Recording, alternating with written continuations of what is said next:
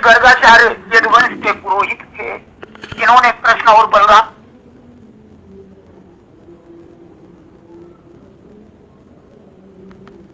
राम का नाम रखने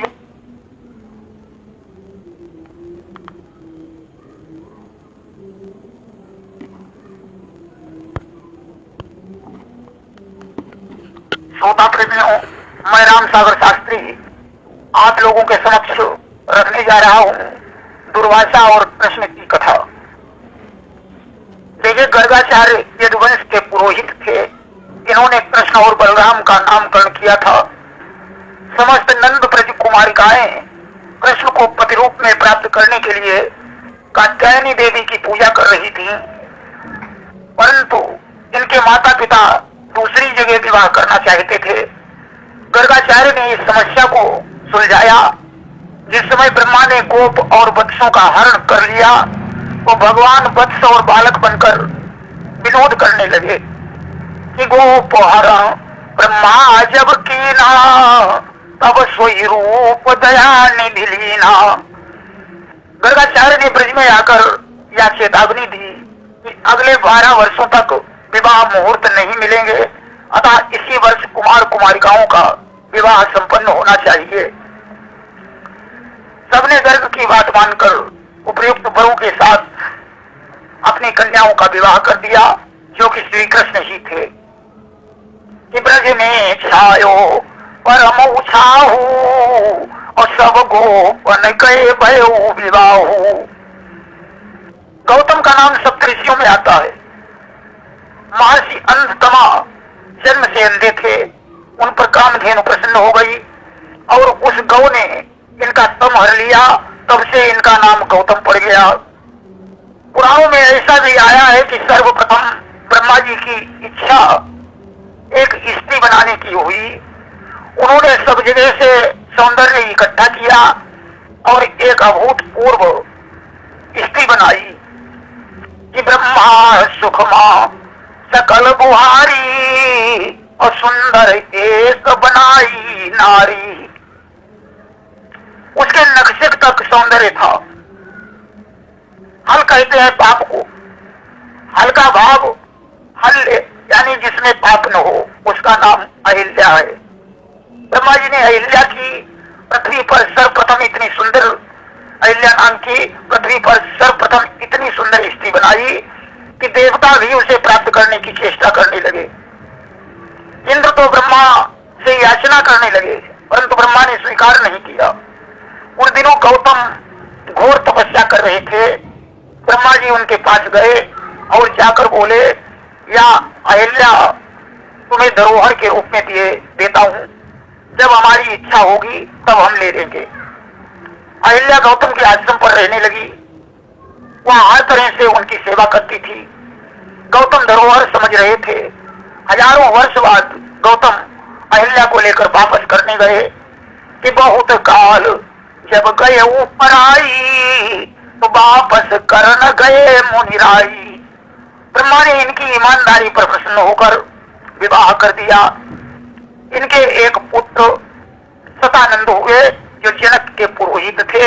इंद्र ने जब अहिल्या का सतीत्व नष्ट किया, तो गौतम ने अहिल्या को पत्थर होने का श्राप दे दिया और इंद्र को श्राप दिया कि तुम्हारा पद स्थायी नहीं रहेगा। गौतम अहिल्या को छोड़कर हिमालय पर तपस्या करने चले गए। जब वह भगवान के चरण धूल से पवित्र हो गई, तब गौतम ने उसे स्वीकार कर लिया कि पद रजते पवित्र प्रभु की नाम, और तब ही अहिल्य ही गौतम लीना। वैवस्वत मनवंतर में ब्रह्मा शिव की प्रार्थना पर भगवान ने पराशर और सत्यवती के संयोग से धर्म की रक्षा हेतु व्यास के रूप में अवतार लिया और मंत्रों का संग्रह करके 4 संहिताएं बनाई और 4 शिष्यों को बांट दी। इन्होंने ऋग संहिता पेल को, यजु संहिता वैशंपायन को, छंदोग संहिता जैमिन को और अथर्वांगिर संहिता सुमंत को दे दी। समस्त पुराणों को सूत जी को और श्रीमद् भागवत का अध्ययन सुखदेव जी को कराया। लोमस के ऊपर ब्रह्म वैवर्त पुराण में एक कथा आई है कि एक बार इंद्र ने अपने को अमर मानकर एक विशाल महल बनवाना शुरू किया। विश्वकर्मा 100 वर्षों तक कन्नी वसूली चलाता रहा, परंतु फिर भी निर्माण नहीं हो पाया। वह ब्रह्मा जी के पास गया।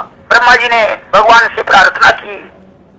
भगवान एक बालक का रूप बनाकर इंद्र के पास पहुंचे। उन्होंने पूछा, देवेंद्र, इस निर्माण कार्य में कितने विश्वकर्मा लगे हैं और कब तक निर्माण पूरा हो जाएगा? इंद्र ने कहा, क्या विश्वकर्मा और भी हैं? भगवान ने अनंत सृष्टि का वर्णन किया और नीचे जाते हुए 200 गज लंबे चौड़े चींटों का समुदाय को दिखाकर कहा कि ये जितने चींटे जा रहे हैं, पहले ये सभी इंद्र थे। कि बोले ऊंची निरखी कृपाला, और यही सब इंद्र रहे के हुकाला। बताया पूर्ण क्षीण होने पर चींटे बन गए। तब तक सिर पर चटाई रखे हुए लोमस ऋषि आ गए। इंद्र ने उनसे सिर पर चटाई रखने तथा रोम टूटने का कारण पूछा। उन्होंने कहा कि जीवन क्षणभंगुर है, थोड़ी आयु के लिए घर कौन बनाए, एक चटाई की छाया ही पर्याप्त है। मैंने अपनी आंखों से न जाने कितने इंद्र और ब्रह्माओं का विनाश देखा है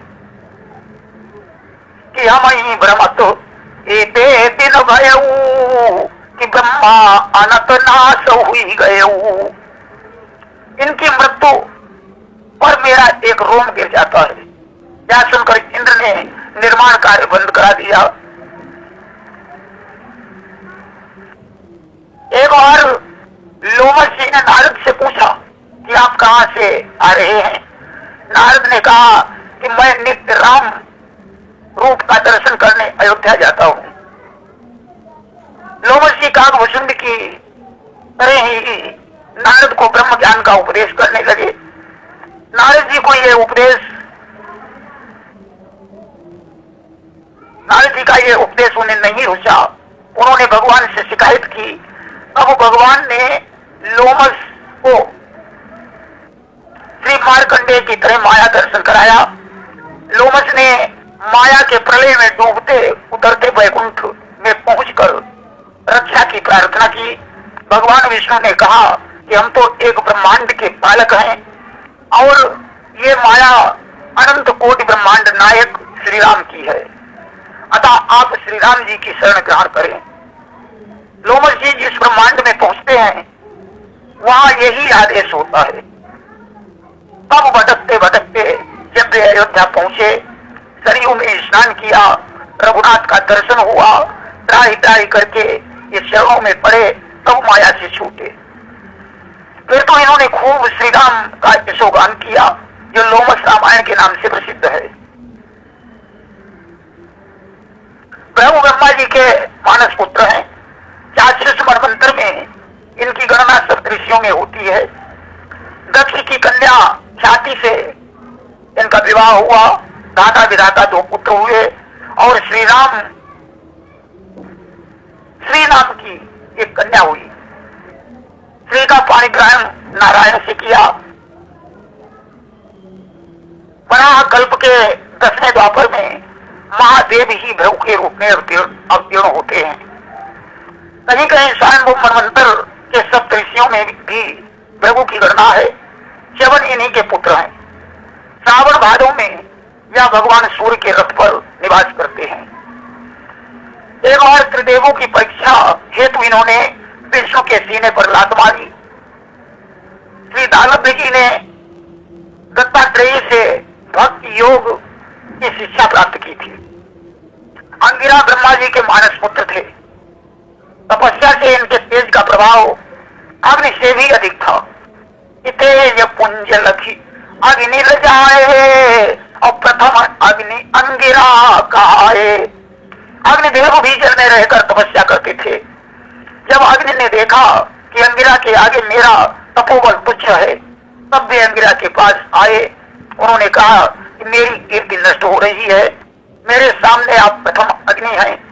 अंगिरा ने कहा कि आप अग्नि के रूप में देवताओं को भोजन पहुंचाएं और स्वर्ग चाहने वालों को उनका मार्ग बताएं, दिव्य ज्योति से मुमुक्षुओं का अंतःकरण शुद्ध करें। मैं आपको पुत्र के रूप में वर्ण करता हूं। और वे बृहस्पति नाम से उनके पुत्र रूप में प्रसिद्ध हुए। कहीं कहीं ऐसा भी कहा गया है कि अंगिरा अग्नि के पुत्र हैं। ये बात कल्प वेद के अनुसार है। इनकी पत्नी कच्छ पुत्री स्मृति से अनेकों पुत्र और कन्याएं उत्पन्न हुई। यह भी कहा जाता है कि अंगिरा ही व्यास थे। वराह कल्प के नवम द्वापर में महादेव ने ऋषभ अवतार लिया। उस समय उनके पुत्र रूप में अंगिरा थे। एक बार कृष्ण ने व्याघ्रपाद ऋषि के आश्रम पर अंगिरा से पाशुपत योग की प्राप्ति के लिए दुष्कर तपस्या की थी। इनके पुत्रों में बृहस्पति जैसे अनेकों मंत्र दृष्टा पुत्र थे। वे अधिकतर नारद के साथ विचरते थे। वृत्तासुर जब पूर्व जन्म में चित्रकेतु था कि चित्रकेतु की अगणित धारा और तिनके भयउ न एक कुमारा। तब इन्होंने उसकी इच्छा पूर्ण करने के लिए पुत्र का वरदान दिया था। जब विभांडक मुनि एक कुंड में समाधि लगाए बैठे हुए थे, उर्वशी को देखकर उनका शुक्र स्खलित हुआ। एक प्यासी मृगी उसे जल के रूप में पी गई। इनके सिर पर एक सींग था। ये अपने पिता के पास चले गए। इनका नाम संगी पड़ा। अंग देश के राजा रोमपाद दुर्भिक्ष से पीड़ित थे। राजा ने ब्राह्मणों से पूछा तो उन्होंने कहा कि संगी को बुलाकर अपनी पुत्री शांता का विवाह कर दो।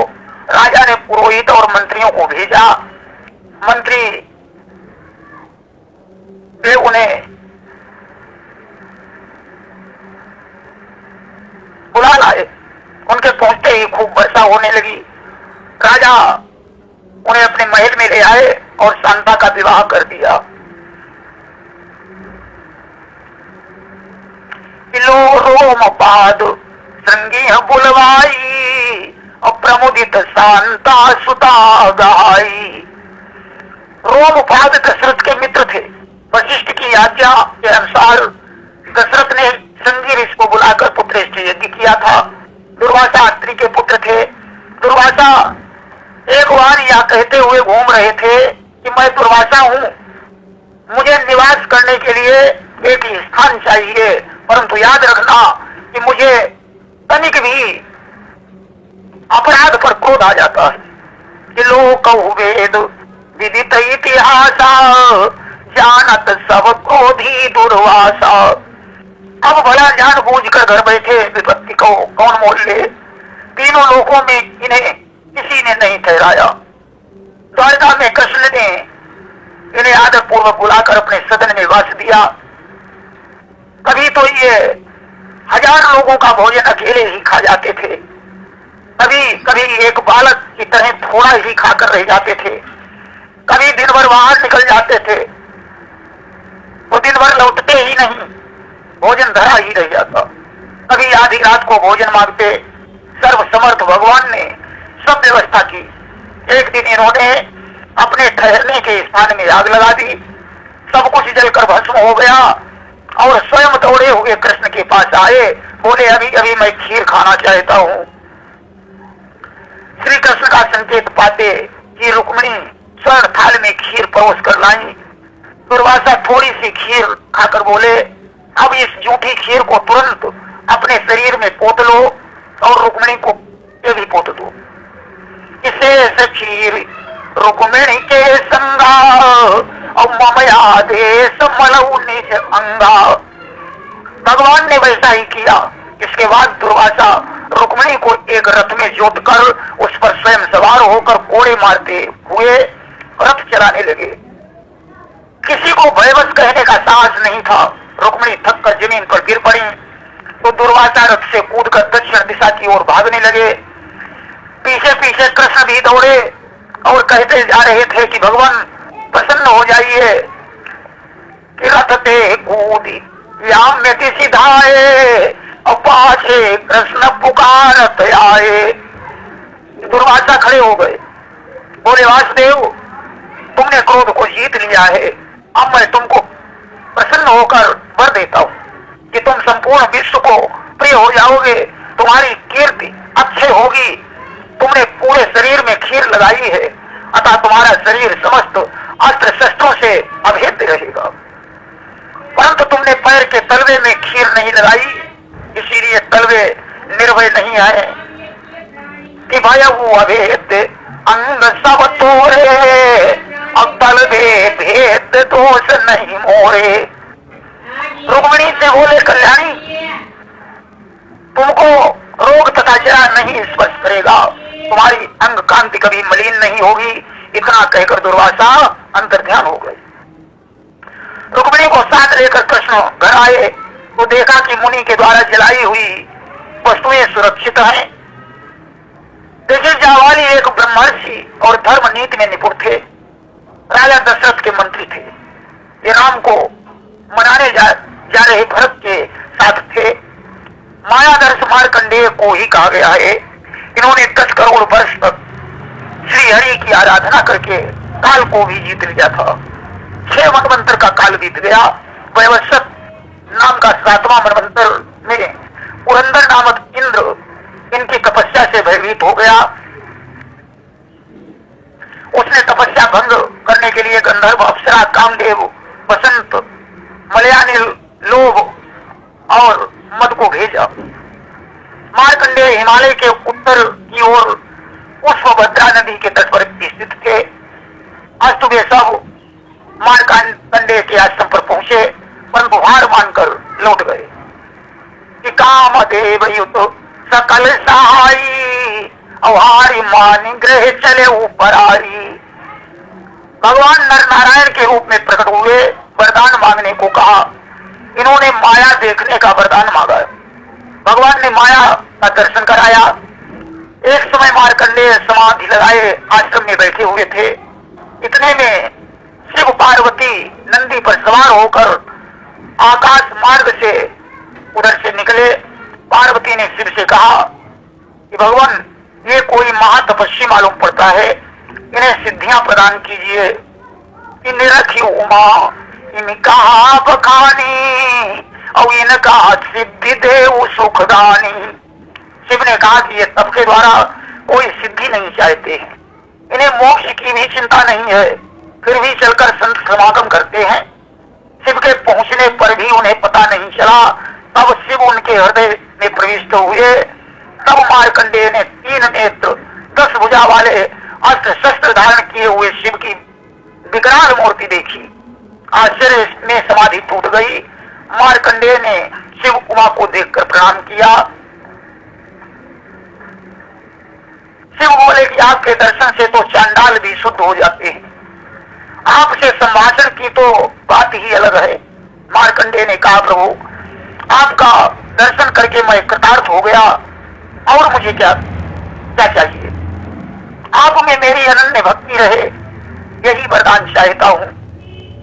या वरदान देव त्रिपुरारी, अब तब चरण रति राही हमारी।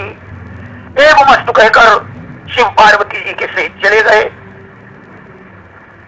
देखिए कश्यप ऋषि की 13 पत्नियां थीं। इनके घर में 3 बार भगवान ने जन्म लिया था। पर्वत जी नारद के मित्र थे, दोनों साथ साथ विचरते थे। एक दिन श्रीनगर के राजा अम्बरीश के आ गए। राजा ने इनका स्वागत सत्कार किया और अपनी पुत्री श्रीमती को बुलाकर चरणों में प्रणाम कराया। दोनों मुनि श्रीमती पर मोहित हो गए। पृथक पृथक राजा से मांगने लगे। नारद ने पर्वत का मुख बंदर का और पर्वत ने नारद का मुख लंगूर का कर देने की भगवान से प्रार्थना की और कहा राजकुमारी को ही वह रूप दिख पड़े। भगवान ने दोनों के पास जाकर एवं मस्तु कहा। दोनों राजा के आ गए। कन्या जयमाल लिए खड़ी है। उसने धनुर्धारी पुरुष के गले में जयमाला डाल दी। उसे लेकर भगवान अंतर्ध्यान हो गए। इस रहस्य को न समझकर दोनों भगवान के पास गए। उन्होंने उलाहना दिया। भगवान ने कहा कि हम भक्त के अधीन हैं, तुम दोनों मेरे भक्त हो। हमने तुम लोगों का कहा हुआ किया। ऋषियों को जब पता चला कि भगवान कन्या ले गए तो उन्हें साथ दे दिया कि माया पकार की न तुम भारी, अब नारी विराह तुम हो दुखारी, अब कथिक आकृति तुम की न हमारी, अब करी हैं किस सहाय तुम्हारी। बाद में जब चेत आया तो इन्होंने साप को मिथ्या करने की बात भगवान से कही, तो भगवान ने अपनी इच्छा कहकर उन्हें विदा कर दिया। प्रेम से बोलिए वृंदावन बिहारी लाल की जय।